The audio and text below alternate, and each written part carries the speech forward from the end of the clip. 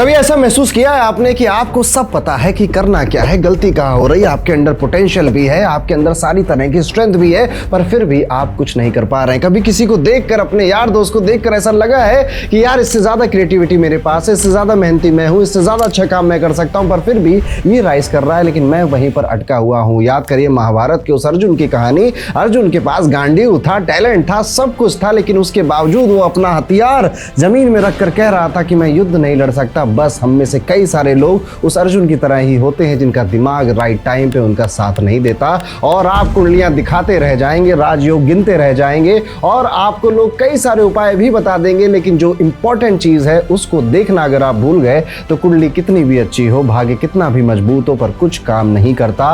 और वो सबसे इंपॉर्टेंट चीज है आपकी कुंडली में बैठा हुआ चंद्रमा, या फिर मैं सिंपल शब्दों में कहूं आपका दिमाग, आपका माइंडसेट, आपका मूड। कई बार हमारा मूड सही टाइम पे गलत फैसले लेने पे तुल जाता है। जब हमको मेहनत करनी थी, काम करनी थी, एग्जाम की प्रिपरेशन करनी थी, या फिर अपने करियर पर, प्रोफेशन में बहुत ज्यादा ध्यान देना था, बस उसी वक्त इसको आलस करने का मन करता है और प्रोक्रेस्टिनेशन करने का मन करता है। कई बार हमारा दिमाग सिर्फ मजे करना चाहता है, एंजॉयमेंट करना चाहता है, थोड़ा सा भी प्रेशर हुआ, दबाव हुआ, इसको भाग कर कहीं चले जाना है। हमारा जो दिमाग है वो गुस्सा भी यही करता है, प्यार भी यही करता है, शांत भी यही रहता है। आप याद करेंगे हिस्ट्री में, चाहे क्रिकेट हो चाहे बिजनेस हो, हमेशा राइज उसी ने किया है जो चाहे जैसी सिचुएशन हो उसने अपने मूड को, अपने मेंटल स्टेट को काम रखा है, कंट्रोल रखा है, शांत रखा है। जी हाँ दोस्तों, आज के इस पूरे वीडियो में हम बात करने वाले हैं कि आपका दिमाग खराब कहां पर हो रहा है, आपकी ओवर थिंकिंग, आपके स्ट्रेस, आपके इंपल्सेस ये कहां से निकल कर आ रहे हैं। और जब तक हमने इसको फिक्स करने की बात नहीं करी तब तक कुंडली कितनी बेहतर हो, अच्छी हो, कुछ भी नहीं होता। क्योंकि कुंडली में जो चंद्रमा है वो सबसे इंपॉर्टेंट प्लेनेट है, क्योंकि ये सीधे सीधे आपके मेंटल स्टेट से जुड़ा हुआ है। आप चीजें कितनी जल्दी सीखेंगे, आपका मूड कैसा रहेगा, आप कितने ज्यादा शांत रहेंगे जब सिचुएशन डिफिकल्ट होगी, या आप कितने ज्यादा प्रेजेंट रहेंगे उस पर्टिकुलर मोमेंट में। कुंडली में अगर चंद्रमा गड़बड़ हो जाता है, राहु से, केतु से, शनि से, मंगल से, या सूर्य से, या फिर किसी और वजह से, तो फिर इश्यूज क्रिएट होने लग जाते हैं। व्यक्ति टैलेंटेड होकर भी उस मुकाम पर नहीं पहुंच पाता जहां पर उसको पहुंच जाना चाहिए था। तो आज के इस पूरे वीडियो में हम यही समझेंगे कि आपकी कुंडली में बैठा हुआ चंद्रमा कहां से अफ्लिक्ट हो रहा है, कहां से उसको इशू क्रिएट हो रहा है, तो उसकी रेमेडी भी करना आज हम सीखेंगे। दोस्तों, चंद्रमा को फिक्स करना आपकी जिंदगी के लिए आई थिंक सबसे जरूरी काम होता है, क्योंकि एक बार दिमाग सही हो गया तो बाकी सारी चीजें आप पहले से ही करने के लिए समर्थ हैं। तो अपने कॉपी पेन उठा लीजिए और चैनल को सब्सक्राइब कर दीजिए, बेल आइकन दबा दीजिए, क्योंकि ये बिल्कुल शुभ मुहूर्त है चैनल को सब्सक्राइब करने का। अब आपको ये समझना है कि चंद्रमा को, आपके मन को, आपके मूड को कंट्रोल कैसे करना चाहिए।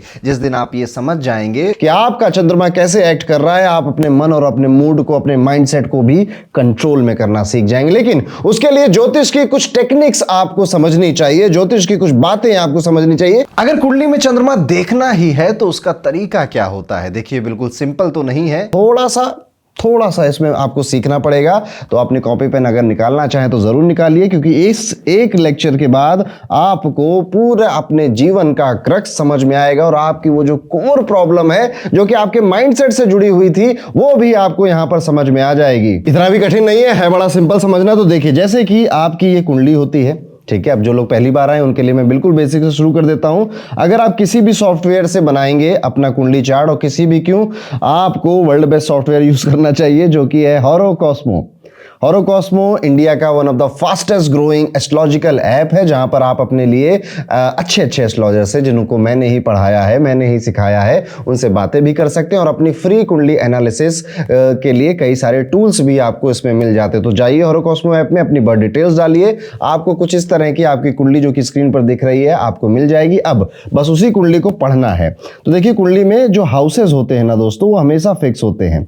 जैसे कि इस कुंडली में आप देख रहे हो, ये जो फर्स्ट हाउस है ये फिक्स है, ये आपका, मेरा, हम सबका फर्स्ट हाउस फिक्स है। हाउस कभी भी मूव नहीं करते। पर कंफ्यूजन ये होगी कि आपको लगेगा यहाँ पे 7 नंबर लिखा है, यहाँ पे 8 नंबर लिखा है, यहाँ पे 9 नंबर लिखा है, इसका क्या मतलब हुआ।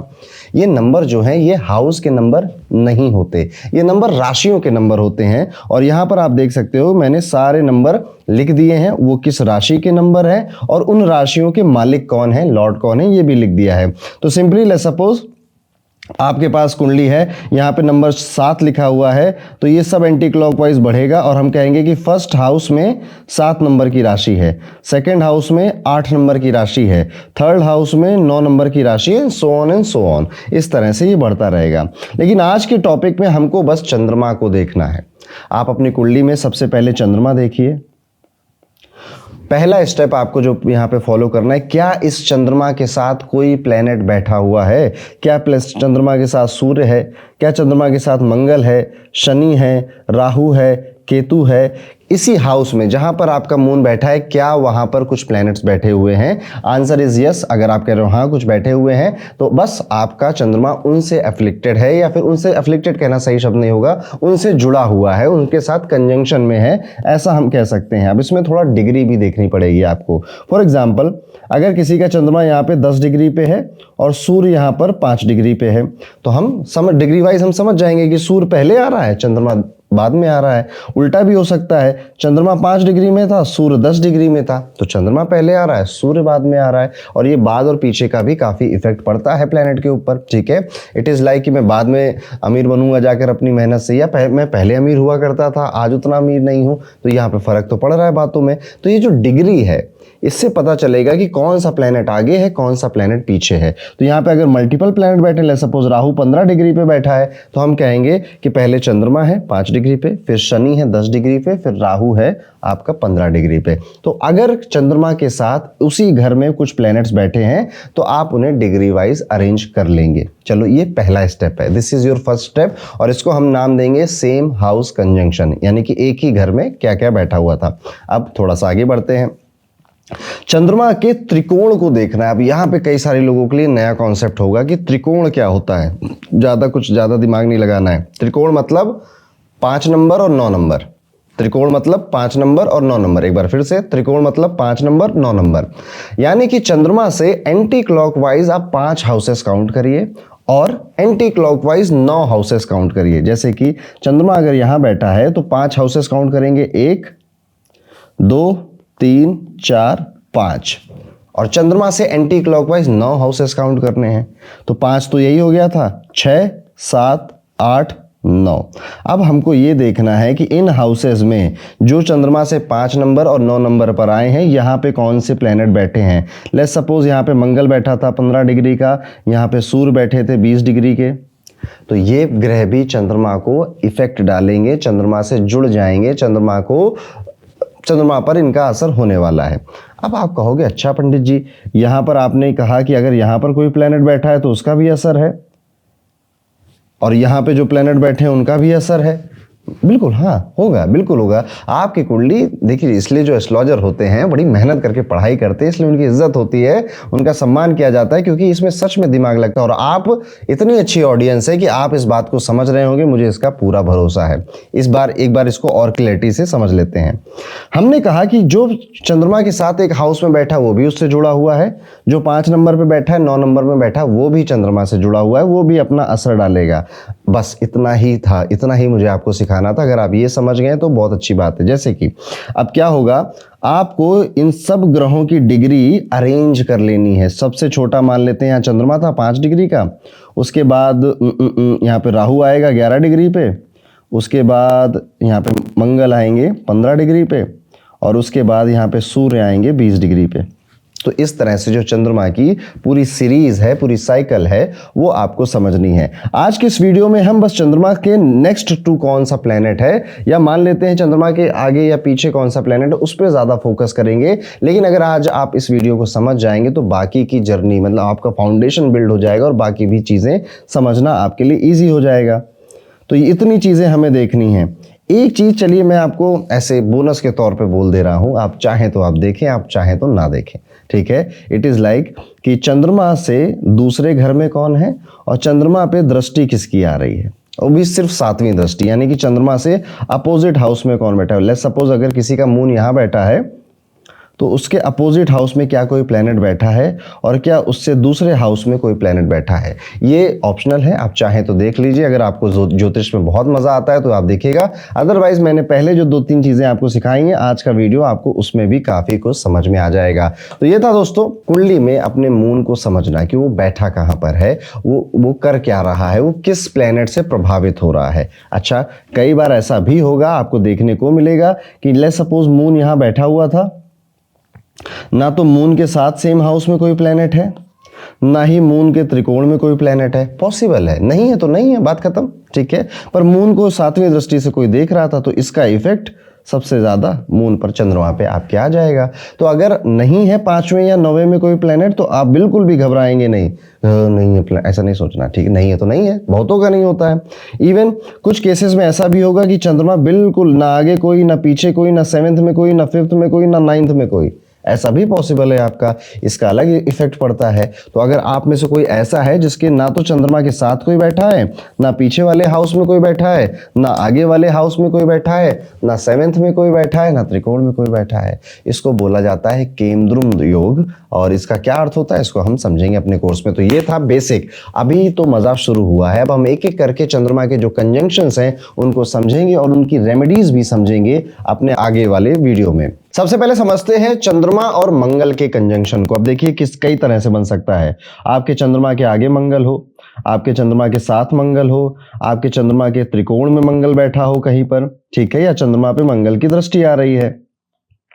तो ये कॉम्बिनेशन कई तरीकों से आपकी कुंडली में बन सकता है। अब चंद्रमा जो है वो आपका मन है, आपका माइंड है, आपके इमोशंस है, ये तो हम समझ ही गए। मंगल जो है वो एग्रेशन है, इंपल्स है, वो एक तरह से गन पाउडर है।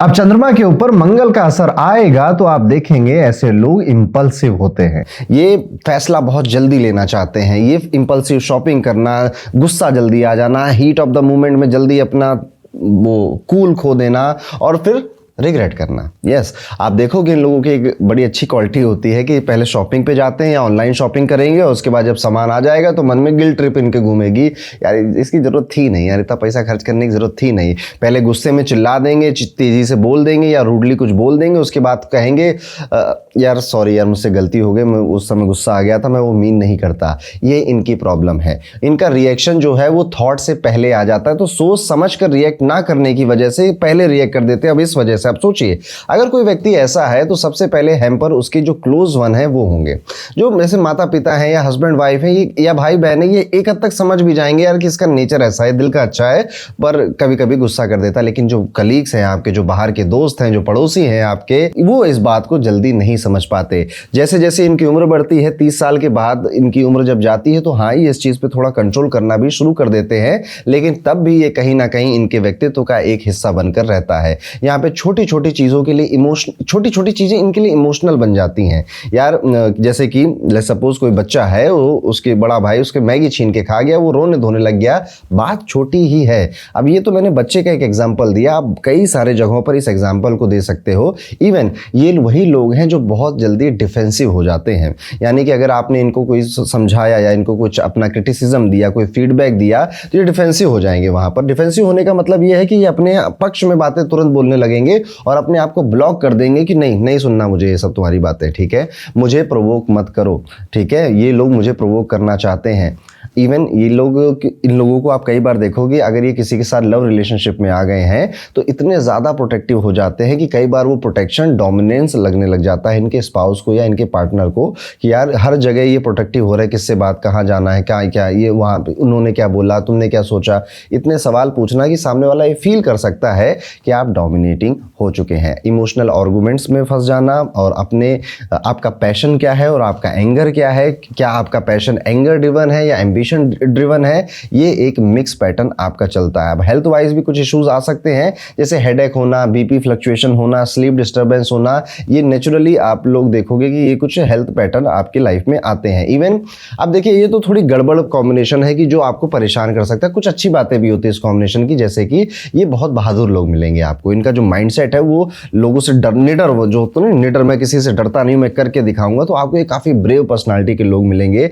जहां पर सब लोग बैटल फील्ड से या झगड़े से या क्योस से भाग जा रहे हैं, ये वहां पर रुक कर खड़े होकर काम करने वाले लोगों से मिलेंगे। ये इनकी अच्छी बातें हैं। इवन चंद्रमा जो है वो आपकी माता जी को रिप्रेजेंट करता है, मार्स जो है वो एग्रेशन को, इम्पल्स को रिप्रेजेंट करता है। तो कई बार आप ये सारे नेचर अपनी मम्मी के अंदर भी देखोगे कि मेरी मम्मी भी जी हैं जो है वो थोड़ी सी ऐसी एग्रेसिव हैं और थोड़ा गुस्सा ज़्यादा जल्दी कर देती है या स्ट्रिक्ट ज़्यादा है, या मम्मी को बीपी रिलेटेड कुछ इशू है, बीपी के जो इशूज़ हैं वो फ्लक्चुएशन उनका होता रहता है। तो प्रॉब्लम यहाँ पर बस आपके इम्पल्स में है, आपके गुस्से में है। अब इस अगर मून और मार्स का ये कंजंक्शन बनता है और चंद्रमा पे जुपिटर का कोई एस्पेक्ट नहीं आ रहा है तो आप ये चीज़ें ज़्यादा महसूस करेंगे। चंद्रमा अगर जुपिटर की राशि में है या सेकंड हाउस में बैठा है तो मेरी बातों से आप रिलेट तो करेंगे पर थोड़ा कम रिलेट करेंगे। अब ऐसे में जो रेमेडी होती है, जो उपाय होता है आपको करना चाहिए, एक सिंपल उपाय तो मैं अभी बता दे रहा हूँ, लेकिन जब ये वीडियो एंड होगा तो वहाँ पर मैं और भी ज़्यादा रेमेडीज़ आपके लिए बताऊँगा, तो एंड में ज़रूर देखिएगा। सिंपल एक रेमेडी ये है,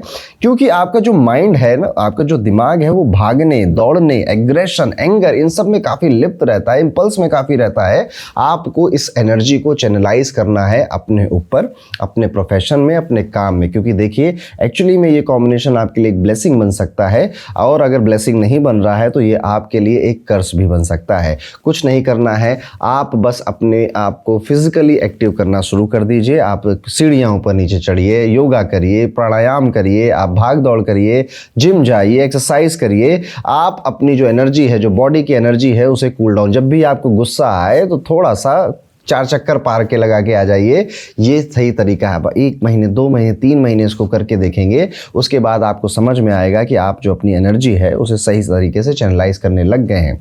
मून और मार्स के कॉम्बिनेशन में ये भी देखने को मिलता है कि अगर ये व्यक्ति ये सारी काम ना करे जो अभी मैंने बताए हैं आपको, तो इसकी जो फेस है उस पर पिंपल्स आना, एक्ने आना, स्किन रैशेज आना, ये भी एक कॉमन प्रॉब्लम बन जाती है। तो ये था दोस्तों, आपका चंद्रमा पे अगर मंगल का प्रभाव आ रहा है, मून पे मार्स का प्रभाव आ रहा है, तो व्यक्तित्व कैसा होता है या थॉट प्रोसेस कैसा होता है। अब अपने अगले कॉम्बिनेशन की तरफ चलते हैं। अगला कॉम्बिनेशन हमारा है चंद्रमा और बुध का कॉम्बिनेशन, मून एंड मरकुरी का कॉम्बिनेशन। बड़ा यूनिक कॉम्बिनेशन है। अब देखिए ये कई तरीकों से आपके चार्ट में बन सकता है, जैसे मून के सामने मरकुरी बैठा है, मून के साथ मरकुरी बैठा है, मून से 5 हाउस आगे मरकुरी बैठा है, या मून से 9 हाउस आगे मरकुरी बैठा हुआ है, मून से 1 हाउस आगे मरकुरी अगर बैठा हुआ है, तो ये कॉम्बिनेशन कई तरीकों से आपके चार्ट में, कुंडली में बन सकता है। अब ये जो मून और मरकरी का कॉम्बिनेशन है दोस्तों, ये देखने को थोड़ा सा कम मिलता है, लेकिन बहुत ज़्यादा व्यक्ति को परेशान कर सकता है या व्यक्ति को बहुत राइज भी दिलवा सकता है। इसको थोड़ा ध्यान से समझने की कोशिश करेंगे। ये कॉम्बिनेशन बोलता कम है, सोचता ज़्यादा है। ये कॉम्बिनेशन एक बात पर बार बार अपने दिमाग में उसे रिप्ले करता है एंड अपने आप को हमेशा डेडलाइन की तरफ जाने देता है। यानी कि कोई काम है, पढ़ाई करनी है, एग्जाम है, कोई काम एग्जीक्यूट करना है, कर लेंगे अभी मजे करते हैं, अभी कर लेंगे, अभी मजे करते हैं। ये इस माइंडसेट के साथ होते हैं और जब एकदम से डेडलाइन आ जाती है या काम अर्जेंट हो जाता है, तब इनकी बुद्धि चलती है कि अब तो करना ही पड़ेगा। ये एक्चुअली में प्रॉब्लम है, क्योंकि ये अगर आप किसी बिजनेस में हैं या आपका काम रोज रोज आपको कोई इंपॉर्टेंट काम करने होते हैं, तो हर दिन आप स्ट्रेस में रहते हैं कि अब जल्दबाजी में काम निपटाना पड़ेगा, अब जल्दबाजी में काम निपटाना पड़ेगा, क्योंकि आपके पास फ्री टाइम था। और जब आपके पास फ्री टाइम था, आप उस टाइम में वो काम कर सकते थे, आपने नहीं किया। उस टाइम में आपने रील्स देखी, आपने यूट्यूब वीडियो देखा, दोस्तों के साथ गेड़ियां मारी, मूवीज देखी आपने। तो मून मरकुरी का कॉम्बिनेशन यहाँ पर परेशान कर सकता है। कन्वर्सेशन खत्म होने के बाद भी ये एनालाइज करते रहते हैं, लोग किस तरह से बोल रहे हैं, लोगों का चेहरा, लोगों के कपड़े एनालाइज करना, बहुत दिमाग दौड़ाते हैं लोग, और लोगों को जज कर लेना बहुत जल्दी, ये भी इनकी एक आदत होती है। रात को इनका जो माइंड है उसका स्विच कभी ऑफ ही नहीं होता। जैसे जैसे रात होती है ना, रात को इनको लगता है ना कि रात तो मेरी है, रात में अब मैं दुनिया के शोर शराबे से, ये काम से, ये जिम्मेदारियों से, रिस्पॉन्सिबिलिटी से अलग हो चुका हूं। अब रात में मैं अपने आप को समय दूंगा, ओवर थिंकिंग करूंगा, या तो एंजाइटी को एक्सपीरियंस करूंगा, एक नर्वस एनर्जी की कल बहुत काम है, कल क्या करूं, कैसे छुट्टी मार दूं, कैसे टाल दूं, या मैं मूवीज देख के टाइम पास करूंगा, या मैं फोन चलाकर टाइम पास करूंगा। बट यही कॉम्बिनेशन दोस्तों आपको ब्रिलियंट माइंड देता है, ब्रिलियंट कम्युनिकेशन देता है, ये आपकी खासियत है। देखिए वही है, स्पाइडरमैन का डायलॉग है कि एक ग्रेट पावर के साथ ग्रेट रिस्पॉन्सिबिलिटी भी आती है। तो मून मरकुरी आपको बहुत ब्रिलियंट बना रहा है, जल्दी चीज़ें समझ में आ जाती हैं, क्विकली आप चीज़ें ग्रैस्प कर लेते हैं, किसी को कुछ करते हुए देखते ही आप उसे इमिटेट कर सकते हैं, खुद भी कर सकते हैं। Writing skills, teaching skills, communication skills, sales, analysis power, memory strong होना, ये सारी आपकी खासियत है। पर आपकी जो कमज़ोरी है उसको आज की वीडियो में समझकर उसे दूर करने की कोशिश करनी है। यहाँ पर आपके डिसीजन कई बार डिले होते हैं। आपको काम करना है, लोगों ने आपको बोला है कि काम करना है, अब आप मन ही मन सोच रहे हो करूं ना करूं, क्या पता ये काम अभी कैंसिल कर दूं, 1 हफ्ते बाद कर लूं क्या।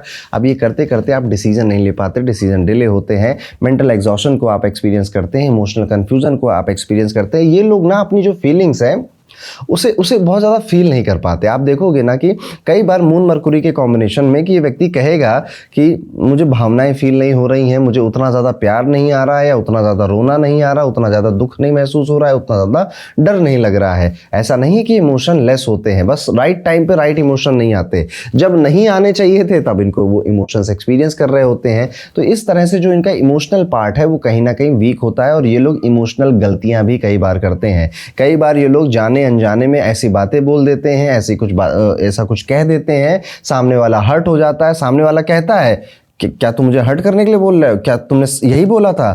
तो ये कहते हैं हाँ मैंने यही बोला था। अब और वो ज़्यादा हर्ट हो जाता है। तो कई बार क्या बोलना है क्या नहीं बोलना है जिससे सामने वाला हर्ट ना हो, ये भी नहीं एक्सपीरियंस समझ पाते हैं।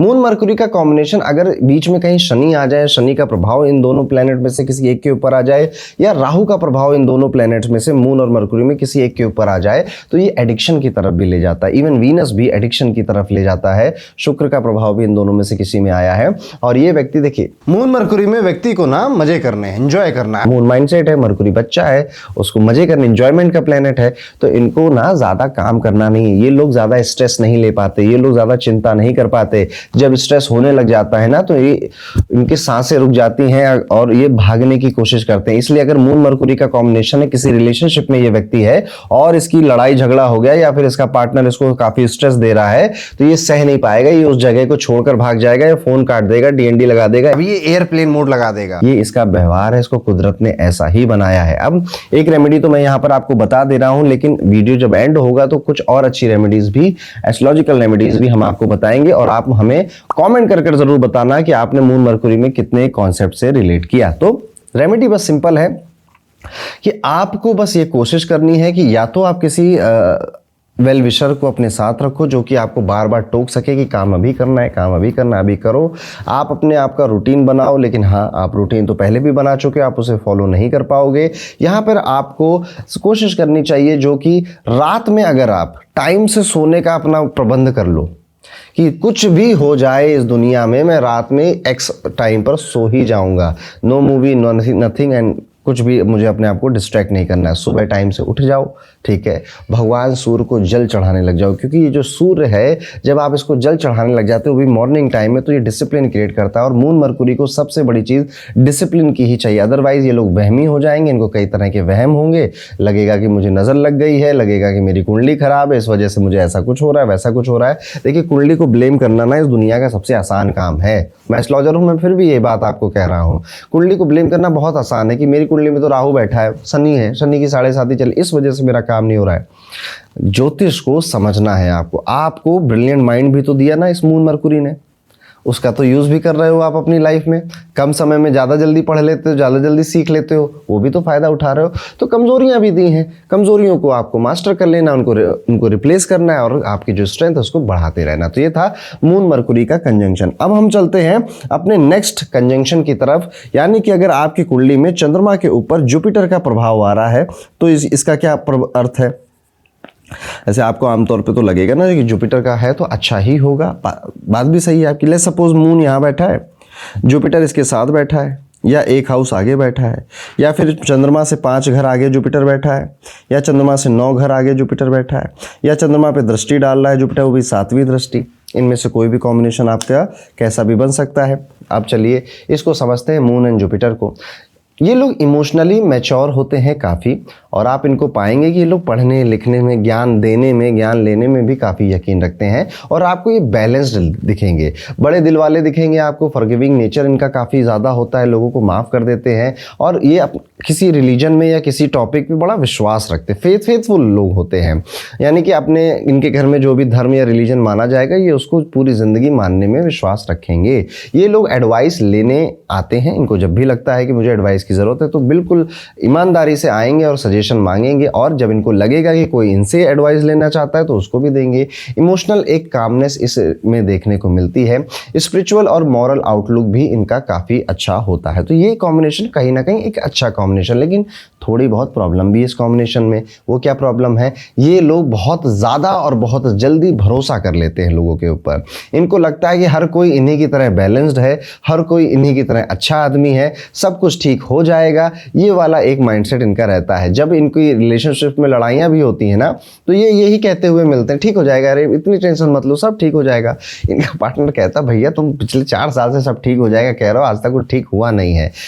सामने से रेड फ्लैग दिख रहे होते हैं इनको अपने रिलेशनशिप में, पर ये उसे इग्नोर कर देते हैं। इमोशनल बाउंड्रीज इनकी थोड़ी कमज़ोर होती हैं। ये लोग पेन को भी फिलॉसफी बना देते हैं कि यार रिलेशनशिप में तो ये सब होता ही है ना, एक हस्बैंड और वाइफ तो झगड़ा करते ही है ना, इसमें कौन सी बड़ी बात हो गई। अरे करते हैं, बिल्कुल करते हैं, पर हर दिन थोड़े करते हैं, 365 दिन थोड़े करते हैं, है ना, कभी कभी अच्छे दिन भी जाते हैं, ये इस बात को भूल जाते हैं। तो कहीं ना कहीं जो पेन है, जो दर्द है, उसे ग्लोरीफाई करने की एक आदत पड़ सकती है आपको। ये सोचते हैं पॉजिटिविटी सब कुछ सॉल्व कर देगी, अच्छा सोचो, अच्छा रहो, सब अच्छे हैं, मैं अच्छा हूँ, ये अच्छा है, पर ज़रूरी नहीं है कि रियलिटी में सामने वाला जो है या फिर आपका सामना जिससे हो रहा है वो भी ऐसा सोचे। तो कई बार आपके जो विचार हैं वो कॉन्ट्राडिक्ट कर जाते हैं। But in most of the cases moon Jupiter का जो कॉम्बिनेशन है ये गज केसरी का योग बनाता है आपके लिए। और ऐसे लोग ज्ञान में या नॉलेज सीकिंग जो इनकी कैपेसिटी होती है वो काफ़ी अच्छे रखते हैं। कितनी भी उम्र हो जाए, 50, 55, 60 की, ये पढ़ना लिखना सीखना ये समझ में आता है इनको। आपकी मदर जो है वो टीचर हो सकती हैं, फिलोसफर हो सकती हैं। आपकी माताजी जो हो सकती है उन्होंने पूरे घर को एक डोर में बांध के रखा है, और अगर माताजी चली जाएं तो आपको पता है ये घर वाले सब बदमाश आदमी सब इधर उधर चले जाएंगे। माताजी आपके लिए लकी भी बहुत रही हैं, भाग्यशाली भी बहुत रही हैं। आपकी माता बहुत रिलीजियस हैं और उनका जो रिलीजियस टेम्परामेंट है वो हमेशा से ऐसा था, आगे भी ऐसा रहेगा। आपकी माताजी जो है वो किसी रिलीजियस फैमिली से बिलोंग करती हैं, जैसे उनके पिताजी या तो गुरुद्वारे में सेवा बहुत करते हैं, मंदिर में सेवा बहुत करते हैं, इस तरह का भी कुछ रह सकता है। तो मून जुपिटर बाकी सभी कॉम्बिनेशंस में मैं कहूँगा सबसे लेस हार्मफुल है और बहुत अच्छा कॉम्बिनेशन। अगर आपको ये मिला है आप इससे ब्लेस्ड है। इवन जैसे आज के वीडियो में मैं moon Rahu, moon Ketu, moon Mars सब समझा रहा हूँ, लेकिन अगर इस कॉम्बिनेशन में जुपिटर की दृष्टि आ रही है तो भी आप बहुत ज़्यादा बातों से मेरी रिलेट नहीं करेंगे। तो ये था मून जुपिटर मेरी तरफ से। आपने कितनी बातों से रिलेट किया कमेंट करके जरूर बताइएगा। वीडियो में आगे बढ़ते बात करते हैं मून और वीनस के कॉम्बिनेशन की तरफ, चंद्रमा और शुक्र का कॉम्बिनेशन। तो देखते हैं, अगर आपका चंद्रमा यहाँ बैठा है, वीनस इसके साथ बैठ जाए, डिग्री वाइज क्लोज हो, वीनस एक हाउस आगे बैठा हो, वीनस त्रिकोण में बैठ जाए, या फिर वीनस की दृष्टि आ जाए चंद्रमा के ऊपर, इनमें से किसी भी कॉम्बिनेशन में मैं जो बताने वाला हूं आप मेरी बातों से रिलेट कर सकते हैं। जैसे कि जो चंद्रमा है वो आपका मन है, आपके इमोशंस है, आपका माइंडसेट है। जो शुक्र है वो कंफर्ट है, लग्जरी है, आपका स्पाउस है। ये कॉम्बिनेशन सिंपल एक बात बोलता है, जहां कंफर्ट है वहीं पीस है। मुझे अपनी लाइफ में ना कंफर्ट बहुत चाहिए, अच्छे कुर्सी चाहिए, अच्छे रिक्लाइनर चाहिए, अच्छे सोफे चाहिए, अच्छा बेड चाहिए और पूरा फ्री टाइम चाहिए एंजॉय करने के लिए। इन लोगों के दिमाग में ये चलता रहता है। जैसे अगर आप ये वीडियो देख रहे हैं तो आप यही सोच रहे हैं कि वीडियो ख़त्म होने के बाद मैं मूवी देखने जाऊँगा या दोस्तों से मिलने जाऊँगा या फिर वो सीरीज़ OTT बच गई है उसको कंप्लीट करूँगा, यार नई दुकान खुली वहाँ पर खाने जाऊँगा, गर्लफ्रेंड से बात करने जाऊँगा।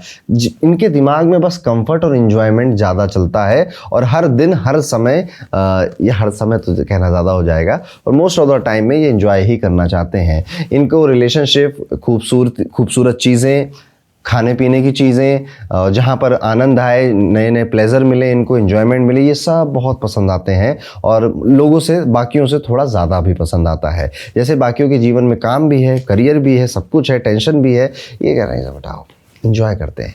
इनके दिमाग में जैसे मून मरकुरी में था वैसा ही कुछ इनके में चलता रहता है। कंफर्ट इनका सबसे पहली प्रायोरिटी होती है। ऐसे लोग जब भी इमोशनल होते हैं तो खाने लग जाते हैं, इमोशनल ईटिंग इनकी शुरू हो जाती है। रिलेशनशिप में बहुत ज़्यादा डिपेंडेंट हो जाते हैं कि मेरी खुशी, मेरी हैप्पीनेस टोटली रिलेटेड हो गई है मेरे गर्लफ्रेंड से, बॉयफ्रेंड से, या मेरे हस्बैंड से या वाइफ से। टोटली अपने पार्टनर पे, स्पाउस पे डिपेंडेंट हो जाना। साफ सफाई, सुंदर चीज़ें, एस्थेटिक, पेंटिंग, नए और कलरफुल चीज़ों का ऑब्सेशन होता है इनको। इनका नेचर अगर आप देखोगे तो काफ़ी लविंग नेचर ही है, प्यार से बातें करना, प्यार से लोगों के साथ रहना। आर्टिस्टिक टैलेंट होता है, बहुत कलाकार और क्रिएटिव माइंडसेट होता है। इमेजिनेशन पावर इनकी काफ़ी खास होती है। इमोशनल चार्म भी होता है। इनकी बातें जब आप सुनोगे ना, या इनको कुछ बोलते, कुछ समझाते हुए सुनोगे ना, आपको ये अच्छे लगते हैं लोगों को, बोलते हुए, लोगों को समझाते हुए। इवन आप ये भी देखोगे कि अपनी इसी कला की वजह से या इसी स्ट्रेंथ की वजह से कई सारे लोग इनसे इमोशनली कनेक्ट होना चाहते हैं, इनसे बातें करना चाहते हैं, इनके साथ रिलेशनशिप में आना चाहते हैं या फिर इनसे दोस्ती करना चाहते हैं। पर ये कुछ नेगेटिव पॉइंट्स भी लेकर आता है, जैसे कि एक इमोशनल डिपेंडेंसी मैंने आपको बताया ही, और ब्रेकअप के बाद ओ माय गॉड, ब्रेकअप के बाद इनका रोना धोना तो देखने लायक होता है। मूड स्विंग्स काफ़ी होते हैं इन लोगों के, ये लोग अकेला नहीं रह पाते, अकेलापन इनको बहुत खाता है, दौड़ता है इनकी तरफ, और ये लोग सोचते हैं कि बाहर का कंफर्ट मुझे स्टेबल रखेगा। तो जब भी अकेलापन होता है ना, या फिर इनको लगता है कि मज़ा नहीं आ रहा है, तो ये तुरंत कुछ पैसे खर्च करने के बारे में सोचते हैं कि चलो यहाँ पे खर्च कर लेंगे, तो वो दोस्त को बुला के कि चलो मैं तुम्हें पार्टी दे देता हूँ, जो मैं खर्चा उठा लूँगा, पार्टी ऑन मी। इस तरह से ये अपने अकेलेपन को दूर कर रहे होते हैं। मून यहाँ पर आपको स्टेबिलिटी देने की बातें करता तो है, पर शुक्र कहता है सारी स्टेबिलिटी कंफर्ट में ही मिलेगी। अब आपको चाहिए ये कि देखिए, ये कब तक करोगे, कब तक इतनी सारी चीज़ें आप कर पाएंगे, कब तक पैसे खर्च कर पाएंगे। आपको ये समझ लेना है कि जितनी भी खुशियां हैं वो किसी और व्यक्ति से नहीं जुड़ी हैं, ना ही आपको अपनी खुशियों की चाबी किसी के हाथ में देनी है। ये सारी खुशियां आपके अंदर ही हैं, उसे एक्सप्लोर करिएगा। और वैसे तो इनको बहुत कुछ खास रेमेडी की ज़रूरत है नहीं, बस आपको ये बात समझनी है, या तो मेरे मुँह से समझोगे आप या फिर वक्त और उम्र आपको समझा देगी। लेकिन फिर भी एंड में मैं कुछ रेमेडीज़ बताऊँगा, उनको ज़रूर आप कर सकते हैं। कमेंट करके बताइए अगर आपका मून वीनस का कॉम्बिनेशन है तो कितनी बातों से आपने रिलेट किया। और इसी के साथ अब हम अपने नेक्स्ट कॉम्बिनेशन पे जाते हैं, जो कि है moon and Saturn, Shani Dev का कॉम्बिनेशन। अब आप में से कई लोग कहेंगे ओ माय गॉड, ये तो बन गया विष योग। हाँ, मून और सैटर्न विष योग तो बनाते हैं, लेकिन लेट्स सपोज आपका चंद्रमा यहाँ बैठा है, शनि इसके साथ बैठ जाए, शनि एक हाउस आगे बैठ जाए, शनि इसके त्रिकोण में आ जाए, 5 हाउस आगे और 9 हाउस आगे, या शनि की दृष्टि चंद्रमा पे आ जाए, तो ये आपका जो चंद्रमा है ये अब शनि से प्रभावित हो गया। ये एक्चुअली में थोड़ा डिफिकल्ट कॉम्बिनेशन होता है, क्योंकि चंद्रमा मन है, माइंडसेट है, इमोशंस है। शनि बहुत रूड है, शनि बहुत सख्त है, शनि के पास इमोशन नहीं, शनि एक बहुत ड्राई सा प्लेनेट है। वो भावनाएं, इमोशन इन पे नहीं जज करता। आप देखिए, जो जज साहब हैं जो कोर्ट में बैठते हैं, वो अगर इमोशनली फैसले लेने लग जाएं कि यार देखो ये कितना अच्छा लड़का है, हाँ इस 2-4 मर्डर ही तो करे हैं, गुस्से में कर दिए होंगे, पर इसके पास पूरी ज़िंदगी पड़ी हुई है, चलो इसको माफ़ कर देते हैं, तो ऐसे काम नहीं चलेगा ना, ऐसे जुडिशरी नहीं चल पाएगी। तो जो जज होता है, जो कर्म फल दाता है, उसको इमोशन से अलग हटना पड़ता है। लेकिन चंद्रमा के साथ जब वो बैठ गया है, अब यहाँ पे कॉन्फ्लिक्ट होता है। ये सबसे ज़्यादा हैवी कंजंक्शन है चंद्रमा का। बचपन में बहुत कम समय में ये मैच्योर हो जाते हैं, इमोशनली रिजर्व रहते हैं, बहुत ज़्यादा अपने इमोशंस को शेयर नहीं करते हैं, सीरियस माइंडसेट होता है, अकेलापन, लोनलीनेस इनके जीवन में रहता है, इमोशनल सप्रेशन कहीं ना कहीं फील किया होता है, रिस्पॉन्सिबिलिटी बहुत जल्दी ले लेते हैं। इनको हर चीज़ में ऐसा लगता है कि इसमें ये मैं ठीक कर सकता हूँ, लाओ ये काम मैं कर दूँ, ये मैं ठीक कर सकता हूँ, लाओ ये काम मैं कर दूं। अब घर की जिम्मेदारी, ऑफिस की जिम्मेदारी, खुद की जिम्मेदारी, रिलेशनशिप की जिम्मेदारी, रिस्पॉन्सिबिलिटी से ओवरलोड हो जाते हैं। पर ये कुछ पॉजिटिव चीजें भी देता है, जैसे कि लोग डिसिप्लिन को बहुत क्रेव करते हैं, मेंटल इंडोरेंस इनका बाकी लोगों से ज्यादा बेहतर होता है, लॉन्ग टर्म स्टेबिलिटी ये एक्सपीरियंस कर सकते हैं मेंटली। लेकिन ये लोग बहुत जल्दी डिप्रेशन में जा सकते हैं, या फिर किसी भी चीज में अब मजा नहीं आ रहा है। देखिए, चंद्रमा इमोशन से भरा हुआ है, शनि एक सूखा ड्राई सा प्लेनेट उसके साथ बैठा है, तो अब multiple time, not always but multiple time आप इसे एक प्रॉब्लम से जूझ सकते हैं कि यार अब किसी भी चीज में मजा नहीं आता है। अब ना मूवीज देखने में, ना घूमने फिरने में, ना मम्मी के साथ बातें करने में, ना गर्लफ्रेंड के कॉल में, किसी में उतना आनंद नहीं आ रहा है। हाँ, कुछ दिन बाद ये ठीक भी हो जाता है, लेकिन फिर से ये इमोशन जो है ये वापस आ सकता है। कई बार ये लोग इमोशनली बहुत कोल्ड हो जाते हैं, और ये इनके जो आसपास वाले लोग हैं वो बताएंगे। बात करना बंद तो बंद एकदम। सामने वाला कह रहा है यार हमने 1.5 साल 2 साल एक साथ बिताए, इतने अच्छे से बातें कर रहे, तो तुम तो एकदम से गायब हो गए, एकदम से कोल्ड बिहेवियर करने लग गए मेरे सामने। और सबसे जो प्रॉब्लम देती है इस कॉम्बिनेशन की, वो है सेल्फ ब्लेम।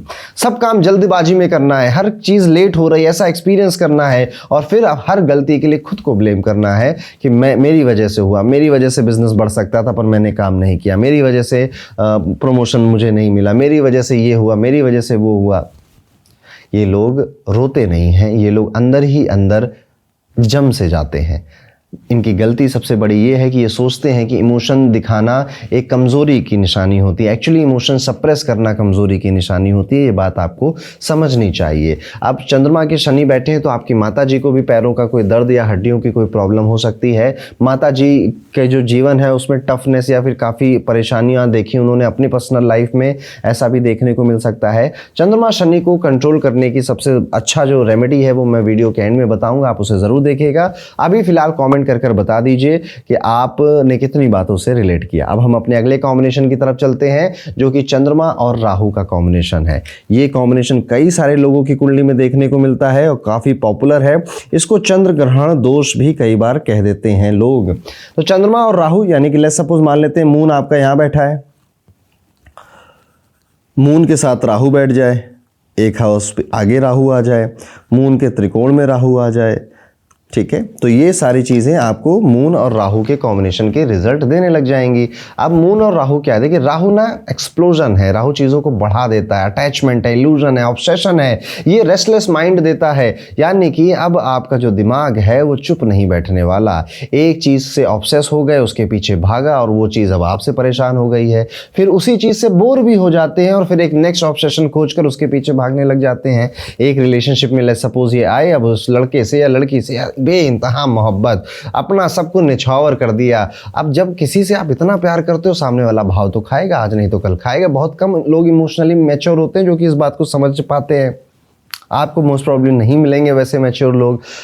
अब उसके बाद वो आपको कम भाव देगा, फिर रोना धोना छाती पीटना शुरू हो जाएगा। उसके बाद वहाँ से हटकर मन कहीं और लगेगा, तो फिर बोर भी जल्दी हो जाते हैं, चाहिए भी सारे इमोशन।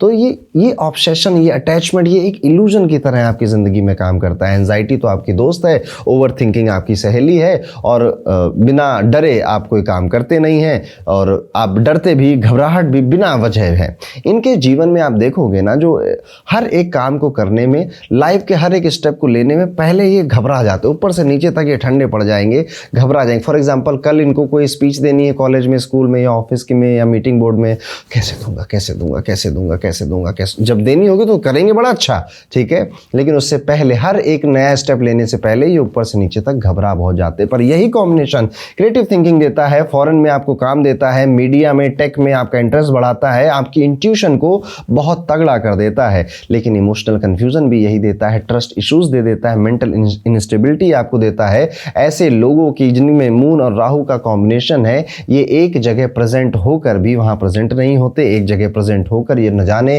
फ्यूचर की बातें सोच रहे हैं या फ्यूचर की बातें कर रहे हैं। ये लोग अपने थॉट्स को सच मान लेते हैं। राहु का जो इल्यूजन है, ये उसको सच मानकर कई बार जो प्रॉब्लम कभी थी ही नहीं, ना कभी होने वाली थी, उसको भी प्रॉब्लम मानकर अपना समय, अपना वक्त जाया करते हैं। तो मून और राहु का कॉम्बिनेशन इस तरह से आपके लिए एक्ट करता है। और आपकी माता जी की जिंदगी भी आप देखोगे तो कहीं ना कहीं उनको अपने शादी करके बहुत दूर आना पड़ा शादी में, या फिर उन्होंने किसी डिफरेंट कल्चर से आती थी, या उनके घर में अलग तरह से लोग रहा करते थे, सोचते थे, और जहां पर उनका विवाह हुआ वहां पे अलग तरह का सिनारियो था।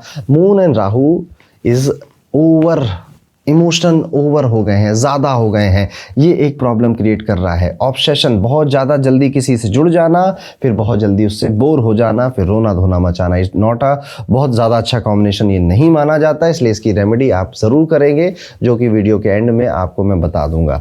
और आपने मून राहु से कितनी बातें रिलेट करी कमेंट करके जरूर बताइएगा। अब चलते हैं अपने नेक्स्ट कॉम्बिनेशन की तरफ, जो कि मून और केतु का कॉम्बिनेशन है। मून और केतु का कॉम्बिनेशन, अब देखिए राहु तो चलो तब भी चंद्रमा को एक बार माफ कर देता है, पर ये जो केतु होता है ना, ये चंद्रमा का जानी दुश्मन है।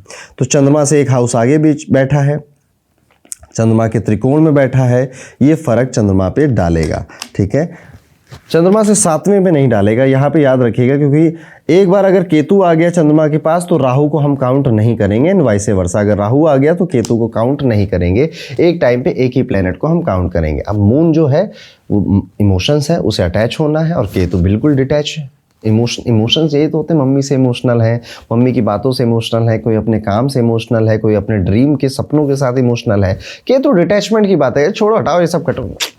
केतु बिल्कुल डिफरेंट है। ये लोग शांत रहते हैं पर इनका दिमाग कभी शांत नहीं रहता। ये केतु आपके माइंड को कभी भी शांत नहीं रहने देगा।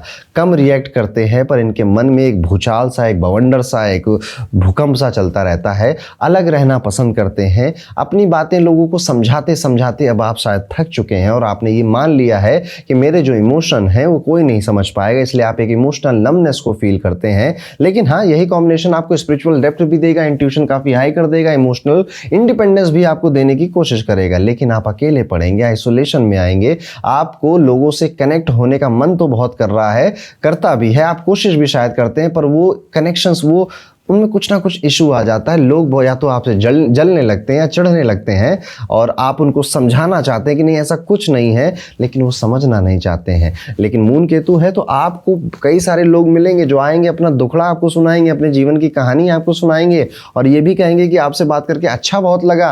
लेकिन आप जब यही सेम चीज़ें करने जाओगे तो कोई शायद इमोशनली अवेलेबल ही नहीं रहेगा। यहाँ पे इमोशनल विड्रॉल जैसी समस्याएं भी आपको महसूस करनी पड़ती हैं। लोग डीप फील करते हैं पर एक्सप्रेस नहीं कर पाते हैं, यानी इनकी भावनाएं जो होती हैं काफ़ी गहरी होती है, लेकिन अगर आप इनसे कह दो ना कि चलो उसको एक्सप्रेस करो, तो शब्द नहीं चुन पाते या फिर बहुत कम शब्दों में अपनी बातें कहेंगे। वहीं पे जो मून राहु वाला है ना, उसको इतना फील कर रहा होगा, बोलेगा इतना, ये इतना फील कर कर बोल इतना पाते हैं। ये भी एक कहीं ना कहीं इनको अजीब लगता है। ये सोचते हैं कि मुझे कुछ चाहिए या मुझे कुछ नहीं चाहिए, शायद मुझे कुछ नहीं ही चाहिए लाइफ में, या फिर कुछ चाहिए भी। इस तरह से आपका मन चलता है और ये डिपेंड करता है कि आपका चंद्रमा किस हाउस में बैठा है।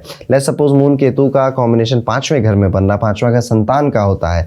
एक्सट्रीमली अपने बच्चों से प्यार करते हैं, लेकिन शायद बच्चे कभी नहीं समझ पाएंगे मम्मी कितना प्यार करती थी। एक्चुअली में जो इनका मून है, इनको बार बार डिस्कनेक्ट, जिस भी चीज़ को लेकर ये इमोशनल हुए, जिस भी चीज़ को लेकर इनको ये सेंसिटिव थे, वो इनके जीवन से कट कट कट, केतु का काम काटने का है। तो ये इस तरह से एक्सपीरियंस करता है। मून केतु अगर आपका कॉम्बिनेशन है, आपको कोई नहीं समझेगा, कभी नहीं समझेगा। मून केतु का कॉम्बिनेशन है, आपको सिर्फ श्री हरि समझेंगे। तो अगर आपको कोई बात कहनी ही है तो सिर्फ श्री हरि से कहिए, और वीडियो के एंड में मैं आपको एक रेमेडी बोलूंगा, आप वो भी कर सकते हैं। एक कॉम्बिनेशन और बच गया है, वो है मून एंड सन का। एक तरफ चंद्रमा है, एक तरफ सूर्य है। माइंड और सोल का जो कॉम्बिनेशन है, पर इसको कुंडली में कैसे देख सकते हैं? मून के साथ सन बैठा है, मून से एक हाउस आगे सन बैठा है, मून से 5वें में, 7वें में या फिर 9वें में सूर्य बैठे हुए हैं।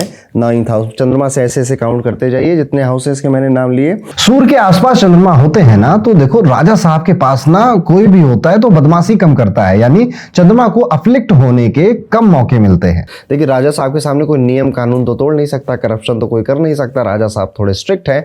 लेकिन जैसे जैसे आप देखोगे कि सूर्य से दूर जा रहा है चंद्रमा कुंडली में, वैसे वैसे ये चंद्रमा अपनी मनमानी करने लगता है। ये कॉम्बिनेशन दिखाता है कि सिंपल तो है ये व्यक्ति साइकोलॉजिकली, लेकिन ये काफी कॉम्प्लेक्स व्यक्ति है। ऐसे लोग कहते हैं कि मैं जो फील करता हूं बस वही सही है। इनकी जो माइंड और ईगो है ये मर्ज हो जाती है, और ऐसे लोग अपने विचारों पे काफी अडिग हो जाते हैं, जल्दी मानते नहीं हैं। इनकी विचारधारा बदलने के लिए आपको काफी ज्यादा मेहनत करनी पड़ेगी या काफी ज्यादा लॉजिक देने पड़ेंगे। अपनी बात पर अगर ये टिक गए ना, तो फिर इनको बातें बदलना काफी कठिन होता है। अपने इमोशनल परसेप्शन को ये सच मान बैठते हैं कई बार, और जो चीजें फील कर रहे हैं उसको ही ये चाहते हैं कि सब लोग इसी तरह से फील करें। अपनी फीलिंग्स को चैलेंज करना मुश्किल होता है इनके लिए, और इनकी यही सबसे बड़ी प्रॉब्लम है। ये लोग इमोशनली ज़्यादा फ्लेक्सिबल नहीं होते, और ज़्यादातर दूसरों के जो इमोशन है वो राइट टाइम पे समझ नहीं पाते हैं। एक बार जो समझना था, जो मानना था, जो मन में बनाना था, जो मन में बैठालना था, वो बना लिया, बैठा लिया। तो इससे सबसे ज़्यादा मुश्किल इनके रिलेशनशिप्स में होती है, और इनके रिलेशनशिप में जो इनके पार्टनर है वो ये शिकायत करते रहेंगे, और ये भी ये शिकायत करते रहेंगे, तुम मुझे समझते नहीं हो ना, तुम समझ नहीं पा रही हो मुझे, या तुम मुझे समझ नहीं पा रहे हो। इस तरह से आपकी जो माता जी हैं वो किसी अच्छे खानदान से, एक अच्छे घर से आई होंगी, उनके पिताजी गवर्नमेंट जॉब में या गवर्नमेंट से कनेक्टेड हो सकते हैं, या कुछ नहीं तो एक वेल टू डू फैमिली से कहीं ना कहीं माता जी आई होंगी। और माता जी का एटीट्यूड जो आप देखोगे वो एक रॉयल एटीट्यूड अभी भी होगा। अच्छी चीज़ें, बढ़िया चीज़ें, महंगी चीज़ें पसंद करने वाला, और मम्मी एक अथॉरिटी फिगर हो सकती हैं आपके घर में भी। अप्रिसिएशन के ये काफ़ी भूखे होते हैं। इनको ये चाहिए कि कोई आए और इनकी तारीफ कर दे कि सर क्या काम किया है सर आपने, या मैडम आप बिल्कुल बहुत अच्छी लग रही हैं, बहुत अच्छा काम किया आपने। इस तरह से ये एक इमोशनल हो जाते हैं जब इनको अप्रिसिएशन और अप्रिसिएशन मिलता है। इनका नींद जब आती है, जब सोने के लिए जा रहे होते हैं तो माइंड काफ़ी एक्टिव रहता है, उस समय एकदम से नींद नहीं आती है और उस समय ये इंपॉर्टेंट डिसीजंस के बारे में सोच रहे होते हैं। ओवर थिंकिंग ज़्यादा नहीं करते ये लोग, लेकिन हाँ सेल्फ जस्टिफिकेशन करते हैं। जैसे दिन में कुछ हुआ था और बाकी 2-4 लोगों ने बोला कि तुमने गलत किया, तुमने सही किया, अब ये रात में सोचेंगे कि यार मैंने तो सही किया, पता है, क्योंकि इन लोगों को ये बात नहीं पता मैंने इस वजह से ये किया। ये खुद को ही जस्टिफाई कर लेते हैं, इसलिए कोई भी एक्शन लेंगे अपने आप को गुनहगार या अपनी गलती मानना एंड आई एम सॉरी बोलना इनके लिए थोड़ा कठिन होता है। ये लोग कमजोर नहीं है, एक्चुअली में काफी पावरफुल और काफी मजबूत लोग होते हैं। मैं हर्ट ना हो जाऊं, मुझे कोई कुछ कह ना दे या फिर मेरे इमोशंस कहीं हर्ट ना हो जाएं, इसलिए ये अपने आप को इतना प्रोटेक्ट कर कर चलते हैं कि तो कई बार इनके आसपास वाले लोगों को लग सकता है कि काफी इगोइस्टिक है, घमंडी है, बट एक्चुअली में ये ऐसे होते नहीं है, बस अपने आप को प्रोटेक्ट कर रहे हैं। क्योंकि जब ये छोटे थे बचपन में, कॉलेज में, कई लोगों ने इनको इमोशनली शायद फूल बनाया होगा, तो वो एक ट्रॉमा इनके सबकॉन्शियस में रहता है। तो ये है मून और सन का कॉम्बिनेशन, ये किस तरह से आपकी कुंडली में काम करता है। तो यहाँ पर दोस्तों हमारे चंद्रमा के सारे कॉम्बिनेशन 2-2 प्लैनेट्स के कवर हो गए हैं। अगर आप वीडियो में कमेंट कर कर बोलेंगे, वीडियो को लाइक करेंगे कि 3 और 4 प्लैनेट्स के मून के कॉम्बिनेशंस को हम बताएं, तो मैं वो वीडियो भी जल्दी लेकर आऊंगा। लेकिन जैसा मैंने प्रॉमिस किया था, जो भी चंद्रमा के कॉम्बिनेशंस होते हैं जो कि ज्यादा प्रॉब्लमेटिक है, जैसे कि moon Rahu, moon Ketu, moon Mars, moon Saturn, ये कुछ ज्यादा प्रॉब्लमेटिक होते हैं। इनकी रेमेडीज आप अपनी स्क्रीन के सामने देख सकते हैं, स्क्रीनशॉट ले सकते हैं और जैसा लिखा गया है इसको अपने जीवन में अपना सकते हैं। लेकिन एक चंद्रमा की और पोजीशन के बारे में मैं बात करना चाहूंगा जो कि सच में इशू क्रिएट करता है लाइफ में। जब आप किसी की कुंडली देखें और आपको उसकी कुंडली में जो चंद्रमा है वो बिल्कुल अकेला दिखाई दे, जैसे कि मान लेते हैं 4th हाउस में चंद्रमा बैठा है, हाउस कोई भी हो सकता है, लेकिन ना आगे कोई, ना पीछे कोई, ना सामने कोई, ये क्या, ये चंद्रमा अकेला हो गया है।